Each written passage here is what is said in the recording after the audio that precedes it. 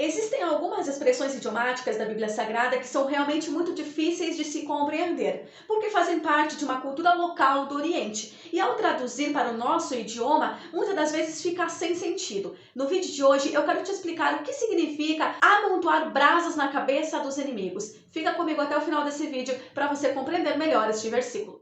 Olá, povo de Deus! Sejam muito bem-vindos a mais um vídeo. Para você que está chegando agora, eu já te convido a se inscrever no canal, ative o sininho de notificações para você não perder mais nenhum conteúdo. Se você gosta de vídeo como esse, deixa o seu like, compartilha também com os seus contatos. Ao lermos a Bíblia, vemos muitos versículos que parecem ser confusos, mediante um linguajar que não é muito usado por nós. Mas se eu te contar que algumas expressões, quando elas são explicadas, elas passam a fazer sentido no texto. Elas trazem um maior entendimento para o próprio versículo. E assim conseguimos compreender a intenção que o autor tinha ao escrever naquela época. E que com certeza fará toda a diferença numa boa interpretação do texto bíblico. A expressão idiomática que eu quero te explicar hoje é uma frase contida no livro de Romanos, no capítulo 12 e verso 20. Portanto, se o teu inimigo tiver fome, dá-lhe de comer. Se tiver sede, dá-lhe de beber. Porque fazendo isto, amontoarás brasas de fogo sobre a sua cabeça. Para eu interpretar o texto, a primeira coisa a se fazer é analisar o contexto do texto. O contexto fala da atitude do cristão em relação àqueles que se tornam nossos inimigos. No livro de Romanos, a partir do verso 9, nós encontramos alguns conselhos de Paulo ensinando sobre o amor cristão, sobre a humildade, sobre a beneficência, sobre o caráter do cristão em relação a coisas que acontecem no cotidiano, e inclusive a não vingança. Quando alguém se torna o inimigo do cristão, prejudicando, falando mal, caluniando, invejando ou qualquer coisa que venha acontecer para prejudicar o cristão não deve se portar com vingança. Ainda no capítulo 12, no verso 21, Paulo escreve o seguinte: não te deixes vencer do mal, mas vence o mal com o bem. Esse é o contexto de Romanos 12, a partir do verso 9. Paulo aqui nos ensina que tal ação positiva, ao pagar o mal praticando o bem, o apóstolo Paulo fala que os inimigos amontoariam brasas vivas sobre sua cabeça. Mas a pergunta é: que brasas vivas são essas? Já dá para se perceber aqui, só analisando o contexto, de que Paulo não está tratando de brasas, um carvão literal. Ao analisar outros textos bíblicos que se assemelham a este, nós encontramos um conselho do sábio Salomão que ele escreve em Provérbios capítulo 25. A não vingança e expressar amor, expressar o bem sobre aqueles que nos odeiam.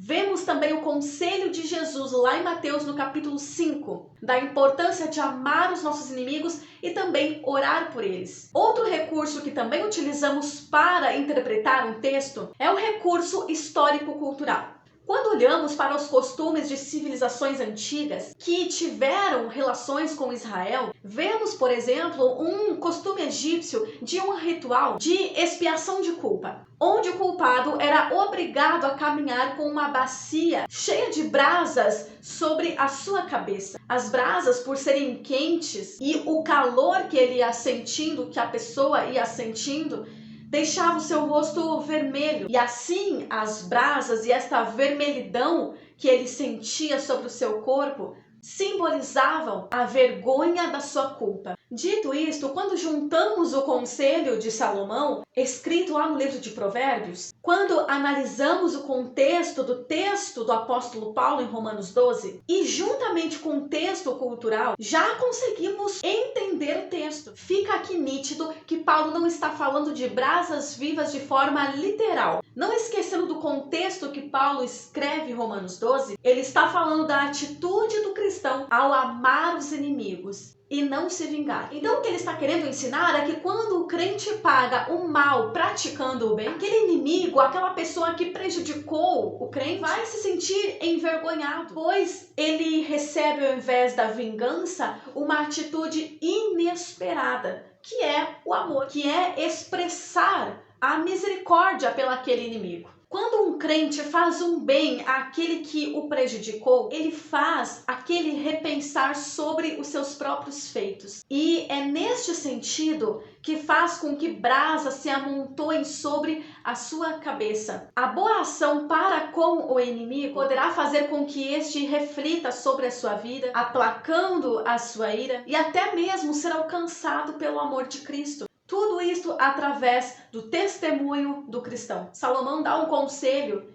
está escrito isso lá em Provérbios capítulo 15, que a resposta branda desvia o furor, mas a palavra dura suscita a ira. E falando nisto, Jesus, quando ele prega o sermão das bem-aventuranças, ele fala que bem-aventurados são os pacificadores, felizes são aqueles que estabelecem a paz. Então, em muitas situações, Jesus nos convida a nós sermos pacificadores. O cristão deve estabelecer a paz, viver em paz. Quando amamos o inimigo, ao invés de nos vingarmos, nós demonstramos amor a ele, nós podemos trazer ele para Cristo através do nosso testemunho.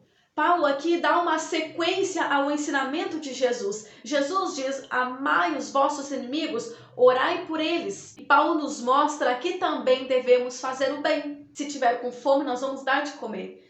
Se tiver com sede, nós vamos dar de beber. Porque assim ele vai sentir profunda vergonha pelos seus atos cometidos. Assim, rever as suas injustiças a ponto também de se arrepender. Sendo assim, podemos identificar brasas vivas como uma expressão proverbial que significa manter viva as boas ações que aquele prejudicado faz em relação àquele que o prejudicou. A lembrança do erro que ele cometeu contra você. Que aqueles erros, aquilo que te prejudicou, que te feriu, venha doer nele como se ele tivesse com brasas acesas na sua cabeça. Para que ele venha se arrepender o mais rápido possível, ter os seus pecados perdoados. O cristão deve rejeitar tanto o desejo quanto a atitude de vingança e vencer o mal com o bem.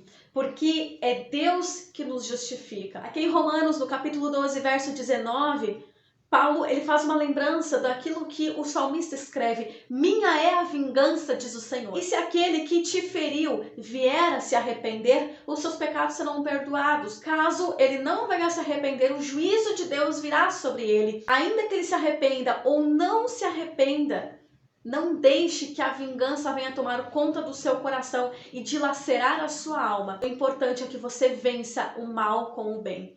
A tragédia sempre vai produzir tragédia, a vingança sempre vai produzir vingança, o ódio vai produzir mais ódio, a violência gera violência, mas o amor, ele é capaz de aplacar a ira. 1 Coríntios 13, no verso 4, diz: o amor é sofredor, é benigno, o amor não é invejoso, o amor não trata com leviandade, não se ensoberbece, não se porta com indecência, não busca os seus interesses, não se irrita, não suspeita mal. Não folga com a injustiça, mas folga com a verdade. Tudo sofre, tudo crê, tudo espera, tudo suporta. O cristão verdadeiro, ele tem amor de Deus no seu coração. Ele vai refletir isso através das suas atitudes. Eu sei que é difícil. Muitas das vezes o coração humano, ele deseja vingança. Muitas das vezes é difícil perdoar aquele que te feriu. Mas isto é de tamanha importância a ponto de Jesus pedir para que a gente venha orar pelos inimigos, para que ele venha se arrepender e também ser salvo. Assim como Cristo,